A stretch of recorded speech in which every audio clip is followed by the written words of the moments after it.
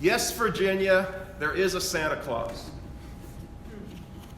This is unfortunate, and I'm going to tell you the unfortunate nature of my childhood is that I was never taught as a child regarding St. Nicholas. How many of you were taught about St. Nicholas as a child? One. The actual saint, you mean? No. St. Nicholas. The real Saint Nicholas. Well, there's only one St. Nicholas. We know that. Santa Claus. How many of you were taught by your Lutheran pastor about St. Nicholas? I'll bet none of you were taught about St. Nicholas. So I would encourage you to put Santa Claus back in Christmas. What you were probably taught was don't talk about Santa Claus and don't deal with that other than a figment of your imagination and maybe just a good time at Sears when you can sit on his lap. And nowadays it's behind a plexiglass shield that you sit on the Weihnachtsmann's lap. Okay? But really, when you think about this, it's remarkable that we commemorate him in the Lutheran Church. We thank God for the blessing that he is to us. And yes, there was a saint by the name of St. Nicholas. And it's very important for us to commemorate that today. Jerry?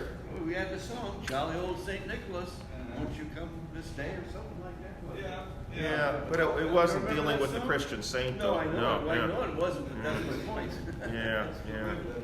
No, we all kind of knew about a Santa Claus. So sometimes parents and grandparents are in a dilemma with this whole thing, too. You know, what do I do with Santa Claus? Do I perpetuate the myth that the jolly fat man comes down the chimney? You know, this type of thing. Here's what I would suggest. For those of you who are grandparents, parents, raising your children, teach them that on this day we commemorate St. Nicholas, who was the Bishop of Myra. He was a pastor. Isn't that a great thing? He was a pastor in Myra. And the reason he wears a red and white suit is why? It was kind of the regalia of the bishop. And the red reminds us of the blood of Christ, and the white reminds us of the purity that Christ gives us. Why do we give out red and white little staffs? We call those candy canes, but I'm going to call it a staff. That's the bishop's staff. That's what he used to guide the sheep. There's a lot of significance, to this. Now, there's an interesting account of him being at the Council of Nicaea, and whether this actually occurred or not. Arius was his arch enemy. Arius was the one who perpetuated the Arian heresy. Every Lutheran should know about the Arian heresy. How many of you confess the Nicene Creed? All right. Why was the Nicene Creed written? Oh, I don't know. I just do it in church. No, it was written in a context at the Council of Nicaea to counteract Arianism. And Arianism was a perpetual heresy taught by Arius that Jesus was only a man, that he wasn't true God in the flesh. The story goes that St. Nicholas goes to the Council of Nicaea and got mad at Arius and punched him in the nose.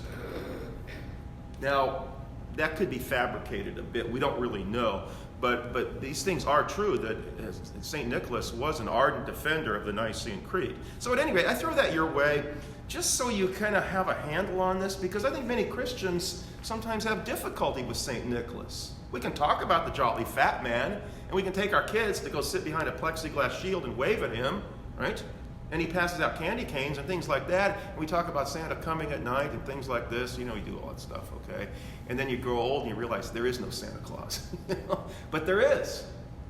Jay. The one thing about the whole Santa Claus myth is so much of it is historically not very old. Right. All the stuff about the fat man and coming down a chimney and all that, that's all woven out of that poem, A Visit from St. Nicholas by Clement Moore. Yeah. 200 years ago. Sinterklaas. Yeah, it's relatively new. But I think, again, as Christians, to go back and study church history is very fascinating. Because when you confess the Nicene Creed, think about St. Nicholas. That's a great connection point, isn't it? To think about the Council of Nicaea and what he was confessing there as the Bishop of Myra, which is in present-day Turkey, by the way. All right. So anyway, I throw that your way. There's a link in the bulletin today if you want to look at it, written by Dr. Gene Veith. And I think it was in the Lutheran Witness. It was in 2011. The link is there for you. Just go online and you can click on the link. That's easier than trying to copy it from the bulletin. And his article is called Put Santa Claus Back into Christmas by Teaching the Real Meaning of This Faithful Christian Pastor. And I think that's just important. I hope that's helpful to you. Okay? All right, so today let's begin with prayer, and then we'll go to the video on vocation and witnessing, and then we'll discuss a few points. Let us pray.